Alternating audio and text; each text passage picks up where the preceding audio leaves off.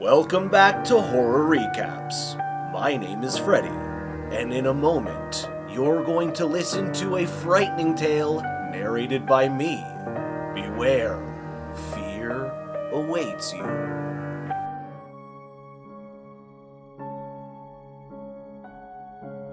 The film takes place in 2040, when a research facility named Tantalus Base Outpost is established on Mars. The crew consists of 8 people, and they have been stationed there for 6 months. However, the team is close to completing their research mission as they wait for the spacecraft Aurora to arrive from Earth to take them back home.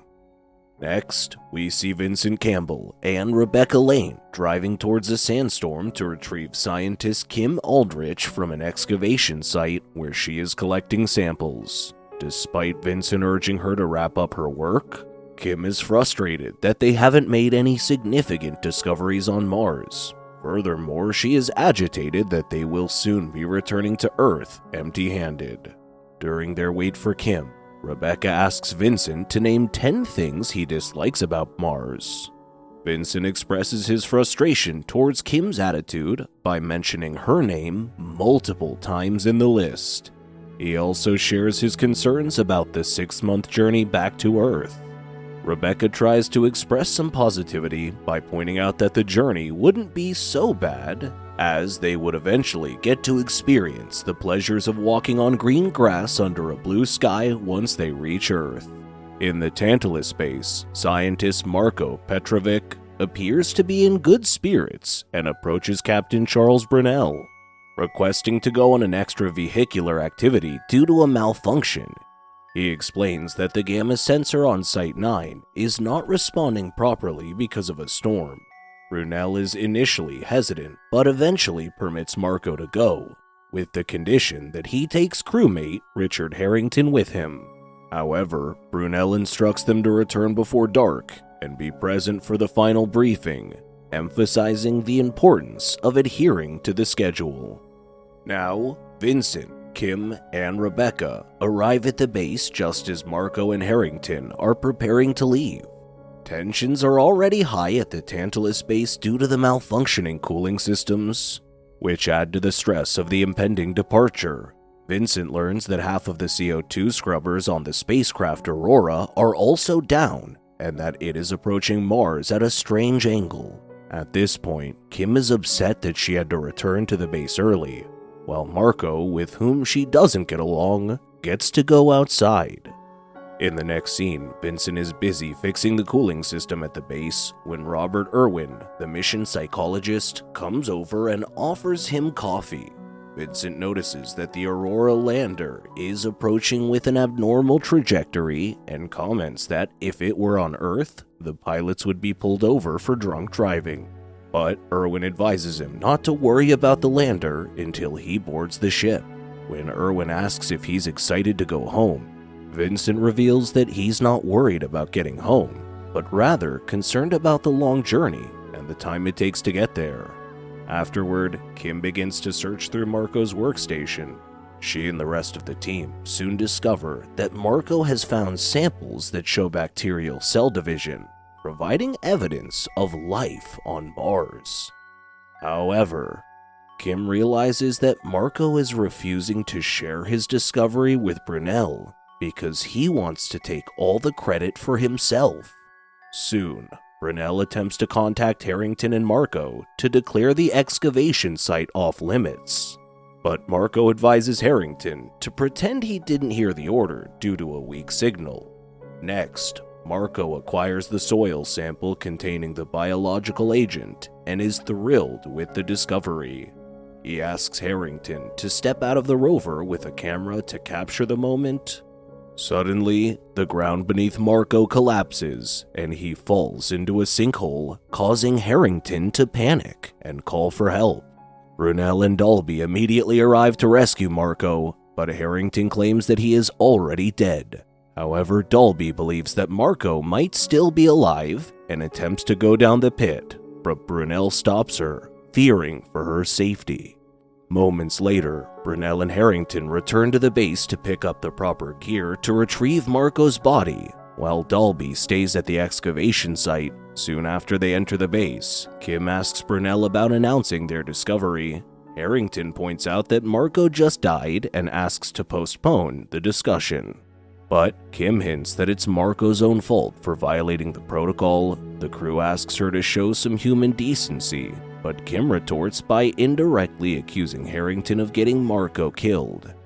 But after hearing this, Harrington loses his cool, and everyone tries to calm the situation down. Soon, Mission Control grants the team permission to retrieve Marco's body. Before heading out, Irwin advises Brunel to reprimand Kim for her behavior. He tells the captain that Marco's death is not his fault, but Brunel points out that any mistakes made by the crew are his responsibility. Brunel takes Rebecca, Irwin, and Vincent back to the site because he feels it wouldn't be fair to send Harrington back. While Dalby waits in the rover, she suddenly hears someone trying to enter the vehicle. But upon arriving at the excavation site, the team cannot locate Dalby, leading Brunel to conclude that she disobeyed his orders and went into the pit. Now, Vincent proceeds to tie himself to the rover using a safety rope and ventures into the sinkhole. After exploring the pit for a while, he discovers that Dalby and Marco are not inside. He also notes seeing fungal organisms at the bottom of the pit. Meanwhile, Irwin inspects the surrounding area on foot and reports 2 sets of footprints heading toward the base. With no clear understanding, Brunel speculates that the footsteps may belong to Dalby and Marco, but he's confused as to why they would walk into the base instead of using the rover. The crew promptly contacts Kim and advises her to get ready for potential casualties, but Kim points out that Marco may be experiencing brain damage due to oxygen deprivation, because his suit might have been damaged in the accident. Meanwhile, Harrington examines the tracking system and observes 2 figures located 50 meters from the base. Not long after, Marco appears outside the base. Harrington quickly opens the airlock, letting him inside, but the man immediately collapses on the ground. Worried about the situation, Harrington helps Marco open his helmet when he is shocked to see a blackened, zombie-like figure gasping for air. Just then, Marco grabs an electric drill and stabs Harrington in the gut. With this, the poor Harrington drops to the ground, but he manages to sound the alarm to alert Kim. Now, hearing the siren, Kim quickly heads toward the airlock, but immediately flees after seeing Marco walking toward her. Soon after, both Marco and Dalby catch up with Kim. During the scuffle with Marco, Kim observes Dalby drinking water from the laboratory floor in an animal-like manner. Eventually, Kim manages to lock herself away from them. Meanwhile, Brunel finally arrives at the base and orders Vincent to stay outside, while Rebecca and Irwin secure the opposite side of the base. As Brunel rushes towards the airlock, the infected Martian catches up and stabs him in the shoulder before he can escape. The remaining crew members disable the door to trap the zombies and seek refuge in the hydroponic dome. On the other hand, Rebecca tries to treat Brunel's wound, but she admits she can't do it properly since she lacks medical expertise. Brunel reports experiencing memory loss and thirst, prompting Irwin to provide him with water. However, Brunel suddenly starts choking Irwin with his hand, revealing that he has been exposed to the organism and is gradually turning into a zombie. The terrified crew then restrains him on the table to prevent his corpse from reanimating. Shortly after, an explosion is heard outside, and Kim checks the monitor to see that the zombies have managed to escape by using an explosive to destroy the airlock. Now, with the communication systems down, the crew is unable to contact the space station. However, Vincent suggests that he could access the base through the underground oxygen feed pipe to repair the Skylink and request assistance. While Brunel proceeds to turn into a zombie, Rebecca takes a sample of his blood and begins studying the bacteria responsible for the transformation. Rebecca and Kim start experimenting with various antibiotics in an attempt to find a cure. Eventually, they decide to use the decontamination spray in the airlock to deliver the solution to the zombie's body. They then administer the antibiotic to Brunel, who is still tied up. And after the injection, the bacteria in Brunel's bloodstream stops multiplying and shows no signs of movement.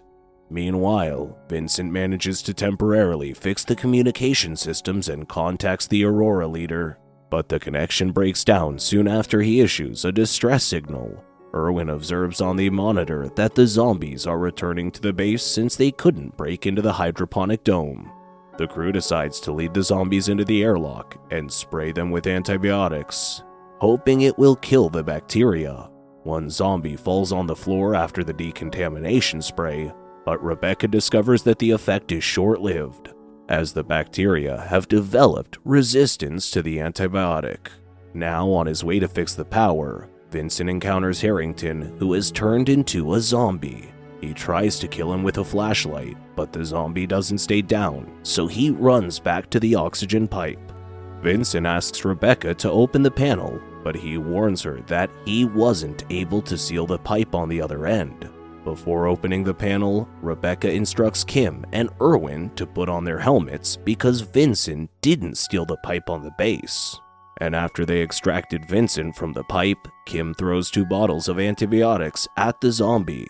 Next, Kim diverts the zombie's attention and instructs the rest of the crew to head toward the airlock. Erwin falls down and struggles to stand up, but Vincent and Rebecca make it to the airlock somehow. However, Harrington finally captures Kim, and Erwin notices that Brunel's body is reviving. So, he decides to lock the door with Kim and the other zombies still inside. Eventually, the crew manages to open the door, but the zombie manages to stab Rebecca in the leg with a pair of scissors before they escape. Now, the remaining survivors, Vincent, Erwin, and Rebecca, are on a mission to reach the Aurora lander landing site, but they face a problem when they realize that their rover doesn't have enough power. So they come up with a new plan to reach the other fully charged rover located at the fissure site. However, Rebecca can't walk due to her injury, so Vincent suggests they return to the base to treat her wound. Erwin suggests they could explore other options, and Rebecca understands that he might want to leave her behind, thinking she could be infected. Meanwhile, Erwin remembers there is another rover at Marco's excavation site with enough power to make it to the landing site. Following his lead, they arrive at the site, and Erwin goes on foot to get to the other rover.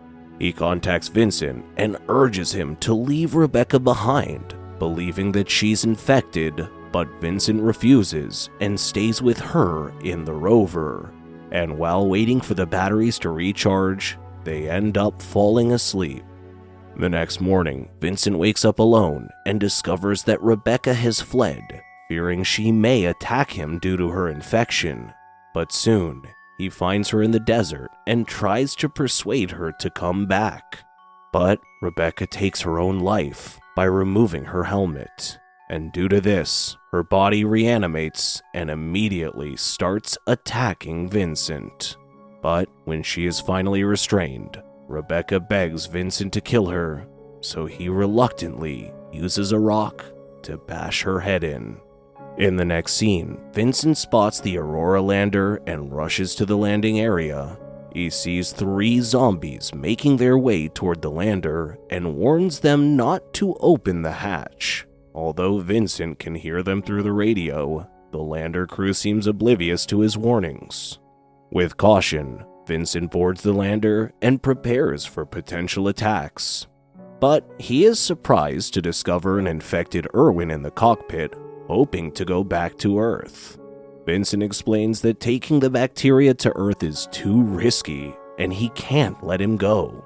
Erwin retaliates by thrusting a knife through Vincent's helmet in a scuffle. He then takes the seat and starts the launch sequence, but Vincent pulls out the knife and fights back.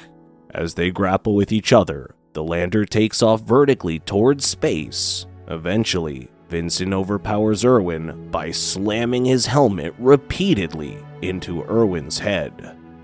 Vincent then removes his blood-stained helmet and opens the hatch to dispose of Irwin's corpse. Later, he sends a message to Mission Control, informing him that the entire crew of Tantalus Base has been infected by a dangerous bacteria, and the relief team they sent also died.